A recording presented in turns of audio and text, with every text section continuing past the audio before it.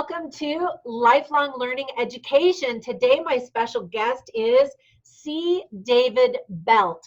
But when I asked him, what does he really like to be called? He says he responds to any four-letter word, so. Right. So Dave, welcome. Thank you. Thank you, Trina. I'm excited to have Dave because he has some really interesting books and topics. He's an author of how many books, constantly working on new ones. Just rattle off a few of them. Well, let's see. I have the Children of Lilith trilogy, The Unwilling, The Penitent, and The Prophecy. I have The Sweet Sister. I have the Iran Prophecy, which actually ties into the other four. I have Time's Plague, which is my first and maybe only science fiction novel. I have The Whole Armor of God, which is nonfiction. And in December or January, I will have The Witch of White Lady Hollow, which will be coming out. And I just finished the sequel to that, but it's not under contract yet because I just barely sent it to my publisher, for the sequel to that, The Witch and the Devourer of Souls. And I'm now working on something called The Executioner of God, which involves a 13th century Templar knight who will end up in 21st century Utah. And show us your sword. Well, let's see. Behind me, I have a Lorica musculata, which is ceremonial Roman chest armor. Couldn't fight in it. With a centurion's helm above it. There's an Optian's helm, which is the second in command of a century under a centurion. Lorica musculata, which is extremely flexible, amazing first century armor. There's a Roman shield there. See, there's a Norman helm. Not Norman, well, Norseman. It's a Viking helm. And then you go around the room, and we have, I don't know, 80 sword point and spears and axes and so on going. 2500 BC. I can't hear you anymore. You can't hear me anymore? No. Okay. But your stuff is super cool. I have a piece that goes from, I have actual spearhead from 2500 BC. I still can't hear you. Okay, well, let me put one more thing back here. Okay, so Dave, a minute ago, you told me and showed me your most recent acquisition, the Templar sword that you talked about. Let's see that. Okay, can you hear me now? Yeah, I can. I think you were moving your The laptop. microphone was in the wrong position. Well, my very lovely, indulgent wife allowed me to buy a Templar sword, which I needed because I really needed to know how these function because they're kind of a unique weapon. And down the blade, let's see, there's the one medallion in the hilt, in the pommel, and there's the medallion that shows the sigil of the Knights Templar. And down the blade, it is etched, non nobis domine, non nobis, sed nomini tuo da gloriam, which is the motto of the Knights Templar, which is, not us, Lord, not us, to thy name be all the glory. These guys were fascinating people, warrior monks.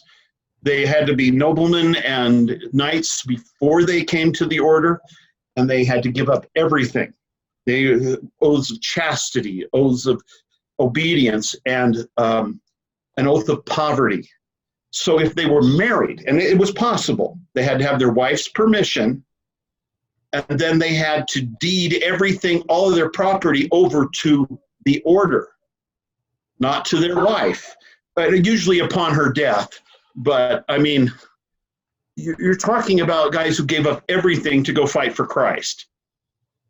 Okay, so this is why I wanted to interview you, Dave. You are so fascinating. You have so much knowledge of all of these ancient civilizations, and you've got all the paraphernalia to go with it. I know that you speak and do book signings like at Renaissance festivals and fairs, and you bring all of this stuff out so people can see it, which is so cool. Yeah, I teach classes on ancient weaponry with the focus at a Renaissance fair or a Celtic festival. The focus is on history. But when I go to a writers' conference, such as LD Storymakers or Storymakers, which I've done in the past, and LTUE and some of these other ones, the focus is on pick the right weapon for your story. Know how it was used. Don't have a 14-year-old female protagonist wielding a two-handed claymore, for example. It doesn't, I don't care if she's super strong, it's going to overbalance her. And the instant you hold that in your hands, because everybody gets to hold all the weapons, you get that picture. You know, don't the Roman gladius, the sword that you see in all the movies, is not a slashing sword. It is a thrusting sword. They didn't do this. They did this. And you need to understand that and understand the tactics. And I just finished I just had a book published in December called The Iran Prophecy, which is set in 61 AD, Roman Britannia, with the main character being a Roman Optian, which is the second in command of a century of 80 men. He's a recent Christian convert.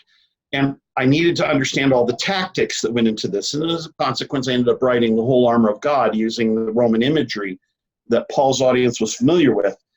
But you needed to understand how he fought and why almost everything you see in the movies is wrong. So how did you get started on all of this? Oh, my father is a huge, my father was a history professor, and he was my first seminary teacher, and he taught me about the Book of Mormon, and he made Nephi and Lehi and Laman and Lemuel and Sam. These people, he brought them to life for me, and I understood the things that make them similar to me and the things that made them culturally different, and why some of the things that they did don't make sense in a modern world, but it made perfect sense then. Like having their wives go forward and plead for them. A Jew of that period could back down to a woman and not lose pride, but he couldn't back down to Nephi. That's interesting. And I'm thinking as a 20th century then, as a 20th century male, I'm saying, send my wife into danger? That made no sense at all. But in that culture it did. And he made these people come alive. So I have always had a fascination with history, and being an Air Force veteran and old B-52 pilot, military history fascinates me. So about in 2001, no relationship to 9/11. It was prior to that. We went to a Renaissance festival, first one I'd ever been to, and I was in love. And I bought a sword, and it's a fascinating sword. Turned out to be a sword that lasted 50 years. I mean, the original did, because the design was so poor. It was a bad idea. Putting a rapier hilt on the end of a fairly long military-grade sword. See, the rapier that you see in the movies was never a military sword. It was a civilian dueling weapon.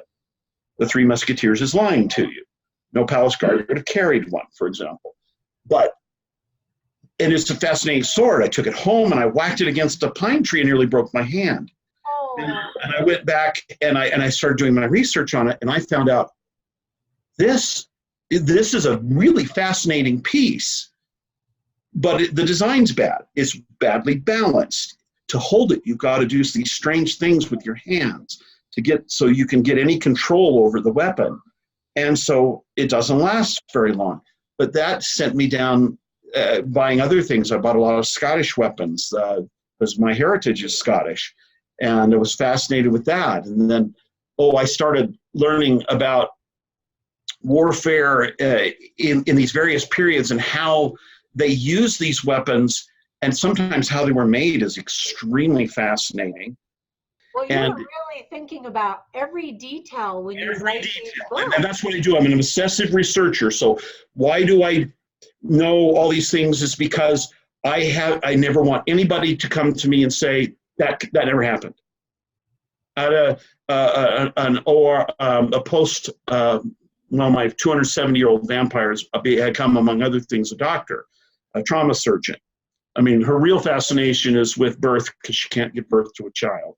Male vampire can sire a mortal baby. A female vampire, because it's foreign tissue, cannot carry a baby. So she's always wanted to have children. She can have children. She's a midwife. She's a doctor. She's a nurse. She's a doctor. But sometimes she can't be the obstetrician, in one life or whatever, because people remember Dr. Maura McDonald, who practiced here 60 years ago and delivered babies. So now she's a trauma surgeon, and there was a scene where you had to pull the tube out of the breathing tube out of the patient's mouth, and I described how it sounded like when she spoke, that came out as a hollow, like she was speaking through a hollow tube, through a cardboard tube. And my editor immediately came back and said, that doesn't happen. My husband, when they pulled out the breathing tube after his operation, and I said, I checked with 3 anesthesiologists, but let me go check with a 4th. And I did. And he says, yeah, it's very common. Doesn't happen to everybody. Your editor's husband was, one of the lucky ones, but for most people, initially, the throat is stretched and they sound like they're speaking through a hollow tube. See, one of the advantages of being in the Tabernacle Choir is that I'm surrounded by experts in just about everything. You're in the Tabernacle Choir? Yeah, until April 19th, when they kicked me out for the sin of being too old. Oh, I didn't even know that. You're so talented. Well, I'm very blessed. How many years were you in the choir? I've been in a little under 12 and a half years, and April 19th, I turned 60 in March, and then I have to exit at the first retirement ceremony after that, which is April 19th. I didn't realize that they don't have anybody in the choir who's over 60. I knew one man who was 61, and the reason he was 61 is because one year they skipped auditions because circumstances came up, they couldn't have auditions. So they skipped auditions, and they said, well, we will let people who are 56 audition just this once, and they can stay till 61 because they couldn't audition the year before. Well, my friend wasn't even thinking about auditioning the year before, but he says, if David Belt can be in the Tabernacle Choir, well, I can be in the Tabernacle Choir. So he came to me and said, I want to audition. I said, okay. And we sat down. I'm not a professional musician by any stretch, but he was. And I said, these are the things they're looking for. These are the things, if you do, you won't make it through. What song are you picking to audition with? And he told me, I says, you know what, nobody's auditioning with that song. And it'll be perfect because Mac Wilbur loves obscure hymns. So he auditioned with that one. It was a good fit for his voice. And I said, no vibrato here. I know it's impossible to sing with no vibrato through the entire song, but just here, here, here, and here. You can't have it.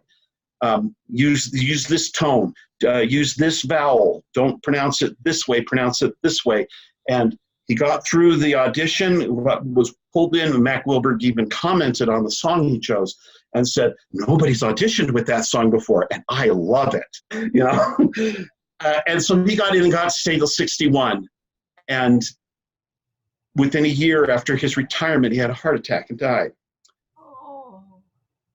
But his wife, at his funeral, his wife said that he valued that a 5-year association, that's the minimum, is 5 years, with the Tabernacle Choir more than anything he'd ever been involved in his entire life.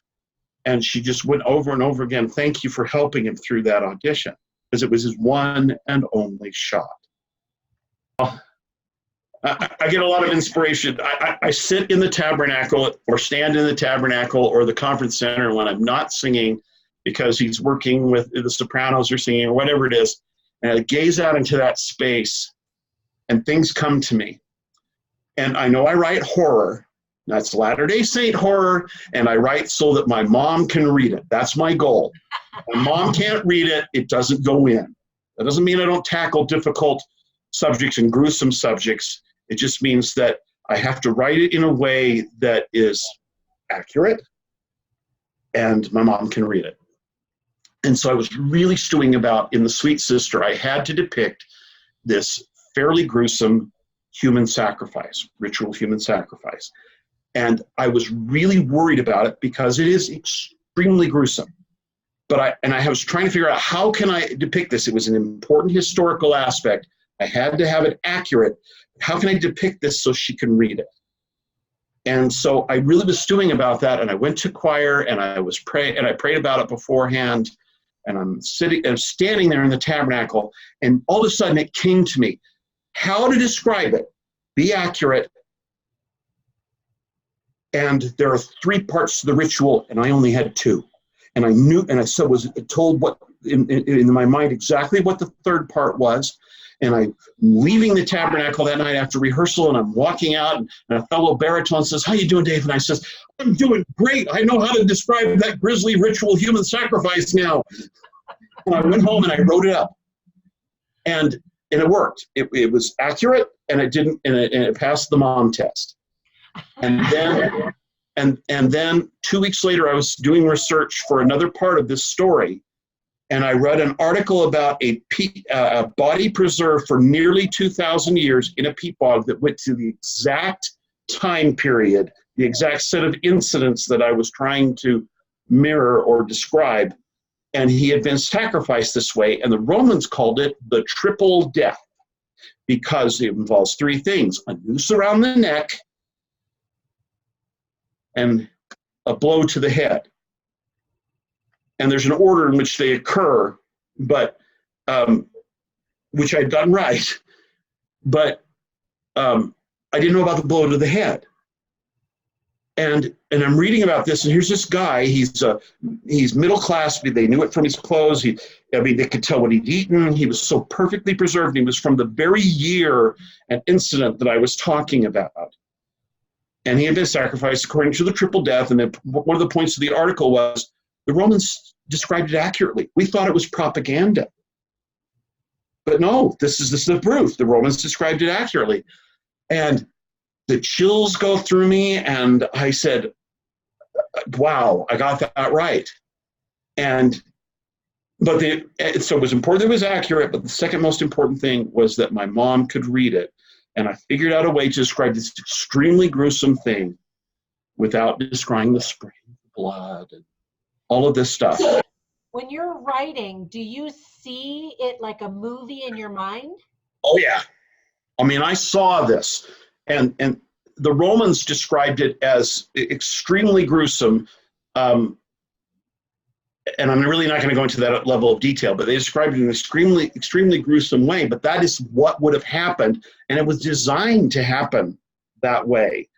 And so what I ended up doing was I had, it's a point of view of this main character, but he's up on a hillside, and they're watching this happen through binoculars. And yes, I know it's happening in the 21st century and not first century Roman Britannia, but he's watching it through this binoculars, and the guy next to him, the guy that's helping him, who's a convert to the church but a former Roman Catholic priest, and he says, "Let me have it." And he's an expert on Roman history and Latin, and he takes it and he's looking through it. He described what was happening in very short detail without the POV character having to see everything. And he remarked, "I know what this is," because it was such a unique pattern of sacrifice. And that way I didn't have to describe it, but it had the impact.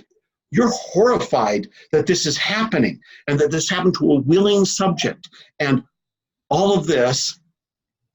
And you're saying, wow, these people are really, really evil. But you didn't have to see the detail. Like I said, with a vampire, cutting off the head is one of the most sure ways to ensure that you've killed the vampire. And you say, so-and-so got beheaded. You don't have to describe the head rolling in the blood, you don't have to describe all that. Except one time I actually had to describe the head rolling. But that was an important thing to the story. But I left out some of the things that you would see if you were seeing. You know, I write movie reviews and I watch a lot of movies, and I appreciate it when I don't have to see all the blood spurting and the violence and the actual actions. I prefer it when a filmmaker or a director maybe zooms in on an observer's face and reaction. That way I know what's happening. I don't have to see it, but I get it. I can tell that it's a horrifying moment, you know? So I think that there's so much power in subtlety. Shadow on the wall can be more frightening than seeing the actual monster or seeing or seeing the actual act of murder. Right.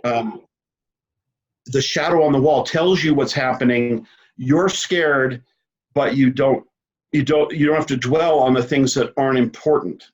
Right. Which is one of the differences between me and, say, like Stephen King. And there are lots of differences, but one of the things he does is he's very open about the fact that if he's not sure he can scare you, he's going to intentionally gross you out because that will get the reaction he's looking for. And I never want to go there unless I absolutely have to. Well, all right. So let me go off in a different direction now because I have a lot of viewers. I know, I think that all that is super interesting. And I know I have a lot of viewers who are going to be fascinated by everything you just shared. But in another direction, what advice do you have for author wannabes, people who want to write either fiction or nonfiction? Tell me about your experience self-publishing versus using traditional publishers, and what advice you have for authors or writers who want to be published authors. Well, first of all, I'm not self-published. I've never gone that route. I've been tempted a few times. The Times Plague, which came out in February, I believe it was, I actually completed in 2014, and I had a real tough time finding a publisher for it. It's hard sci-fi, meaning that you're sticking with known or projected technologies. It was part of it set, a good portion of it set in a prison, and a lot of gruesome things happen in this prison. Okay, but it was a story that I just felt I had to tell. In fact, this one I've had since high school, ever since I read King Lear, and it's using character names from King Lear and so on. And I wanted it published, and I was very tempted, but my normal publisher rejected it. And you never know what triggers somebody, but they rejected it. So I was shopping around, and I finally found a publisher for it. And I'm very thrilled that I have a publisher for it, but it took me 5 years to get it published. And but I need that validation myself, that somebody other than me and my family and my friends will tell me this is worth investing my time and money in. That to me is very important. I know a lot of people who are self-published. I partner with an author who's got 3 books out, and 2 of them are self-published, and one is well, I say traditionally published. I work with small presses, people that put out 6, 7 books a year or less. So it's never going to be a New York Times bestseller because it's not going to have that, that level of publicity. But it's very important to me to have that validation. Now, having said that, the most important thing is, I believe, stop letting other people write your story for you or tell you what you need to write. You see what I'm saying? Never write the story that somebody else tells you have to write. And then I know lots of authors who are, oh, this is trendy, I'm going to write this. And I'm sitting there going, why? To make a few bucks in a market that's saturated? Write this. I've read some of your other work. I've proofread some of your other work. That's good. Stick with that. And if you never become rich, well, I'll never be Stephen King. And I'm okay with that. But be true to yourself. And the other thing is research, and then research again. Never put a detail in that you're not a technical detail in that you're not absolutely certain of. And if you're writing high fantasy where you're making up all the details, physics is still physics. Chemistry is still chemistry. Now listen and listen and get feedback from people, but get feedback early. Don't wait till you finish the book. Find it. I want to find the story by Jack London where he was studying writing in college, and he was asked to write a story, and he wrote a story about a bar fight where somebody got shot in the head and talked about the brains being splattered on the wall behind him. And the professor said, that never happened. That can't happen. Well, Jack London was describing something he had seen. And he left college because he said, I don't need to be told to write dishonestly. So write honestly. Write your story, the story that people want, not that people want to hear. You may never sell this story, but you wrote something honest.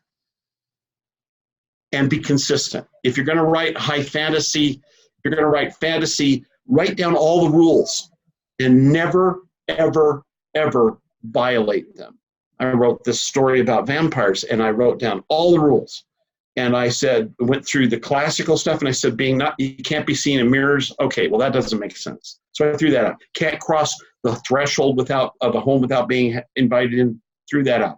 Have to sleep in the earth that you were the country you were buried in. Well, that makes no sense. With all the deference to Stephanie Myers, there's a reason you can't go out in the sun, and it has nothing to do with being sparkly. Because I think even in muted light, people would notice. And they might not notice. Like a sparkly vampire, though. Yeah, so I had to have all these rules. I had to know what worked with physics, what didn't work, how are they able to do this? Do you know how many calories is in a quart of, a pint of human blood? I do. I had to find out. Do you know there's not enough calories in there to survive on unless you're drinking a ton of it? And wouldn't that be noticed? And so I had to know that. So I had to have an alternate explanation in physics. Where does this energy come from? And I don't introduce it until the third book, but I knew what it was. And when I finally introduced it, my wife says, that's horrifying, where that comes from. But at least it was consistent. So know your rules, write down your rules, and never, ever, ever violate them. And if you don't know, if you're not an expert on something, then become the expert, or rely on somebody who is. And go back and double check everything. The book I just finished, I needed a veterinary drug, a very powerful veterinary sedative. And so I went to a veterinarian, and he came back. He said, that's a very interesting question. Let me come back to you. And he came back. And he's in the choir. Yes, he was sitting next to me. And he came back and he said, this is the drug. It was available in 1979. Here's how it was, here's what it was called back then. Here's how it was administered. This will work for you, but you have to use very small doses, because if you don't, this is what's going to happen. You're going to use it on a human. Okay. So I went back and I researched the drug, and then the next thing I needed to know is, what can I counteract it with? Well, he's not the right guy to go to. So I went to some of my physician friends, and they said, I've never heard of this drug because it's not used on humans. It's got a very high street value. If you're selling it illegally. But he went back and he came back and he says, okay, I know what it is. I know what it does. This is what it's going to do to you. This is how long it's going to last. This is what we call half-life. At what point does the drug become half as effective as when you first inject it? And he says, this is a drug we want to use to counteract it. But this drug has half the half-life, which means to save this person's life and keep them alive, you've got to administer it twice. Oh. At the second point, otherwise they'll stop breathing and they'll die. And I went back and then I would come back with a passage and say, you read this. Tell me, did I get this part right? He says, okay, yeah, accept this. But I do that one chapter at a time. I always give these out and I say, I'd rather know now that something isn't working than when I finish the book. When I finish the book, I'm not going to go back and rewrite the story, because this is the story that I felt I was given to tell. And if you're doing nonfiction, and I only have one, it's A Whole Armor of God, which is the idea is Paul was a Roman. He lived in a Roman world. His audience saw Roman soldiers in the streets. And I wanted to know when he said a breastplate, what it meant. And so and they had symbolism, I believe, built into this that we miss because we're not, we're picturing Sir Lancelot on his horse. And there's this incredible stuff built into this. Look at this armor. See that? How it curves with me? This armor is flexible, but it's held together on the inside with straps and rivets where no one but you and God can see. So the legionnaire, after every battle, after this tremendous armor has protected him, has to go back and check every rivet, every strap, and repair them. Because if he doesn't, the next time he goes into battle, his armor may look good on the outside, but he and God knows there's a weakness here. But it can be repaired. And I believe that Paul's audience knew that instinctively, because that's what they saw in the street. And so while I'm researching all this armor, and my lovely wife, my indulgent, lovely wife allows me to go buy all this stuff, and then I said, you know what, this one isn't quite right for first century Rome. Can I buy this one? and she'd say, yeah, well, what are you going to do with the old one? I said, I don't know yet. And then I gave it to my son, who's a social studies teacher, and he's thrilled to have it. But it was, like I said, it was the wrong period, and I wanted to know what a Roman Optian in first century Britannia would look like, what he would use. But I also wanted for Paul to be able to say, this is what people saw in the street. And there's symbolism built into that we just don't get. And anyway, so be consistent. Tell the story that you have, not somebody else's story, ever. Don't worry about what's popular, because by the time you're done and you find a publisher, it may take you 5 years. It may not be popular anymore. Yeah. Well, Dave, that is fantastic advice. Thank you so much for all of your time. And I can talk forever. Before we go, tell us where we can find you. Give us a website or a Facebook name, or how do we find you? Unwilling Child, one word, unwillingchild.com. Okay. Unwilling, that Carl Morgan is the first and only unwilling child of Lilith. Got it. All right. So be sure to subscribe, not only to Dave, but over here as well at Lifelong Learning Education. You can, we talked about movies a little bit, so you go ahead and visit moviereviewmom.com as well. Thank you so much, and good luck on your next book. Clearly, you're going to be doing a lot of research. I can tell that already.